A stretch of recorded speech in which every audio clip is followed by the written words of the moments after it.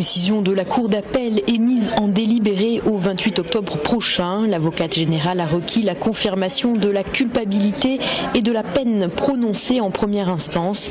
Ryanair avait écopé de 200 000 € d'amende. La défense, pour sa part, a basé sa plaidoirie sur le côté inéquitable du procès. On veut notre condamnation au titre du droit européen. Or, la base de Ryanair à Marseille, c'est la même que de nombreuses autres bases dans d'autres pays européens. Elle est construite, elle est faite, pensée, conçue sur le même modèle.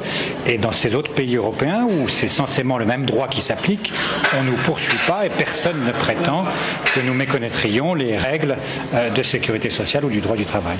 Les avocats de la défense considèrent le comptoir de Ryanair à l'aéroport de Marseille-Marignane comme une base opérationnelle, donc assujettie au droit irlandais, nationalité de la compagnie low cost. Or, pour les avocats des parties civiles, il s'agit d'une base d'exploitation, donc dépendante du droit européen. Ryanair étant installé à Marignane depuis de nombreuses années, vous avez une convention qui a été conclue avec la Chambre de commerce et d'industrie pour une dizaine d'années.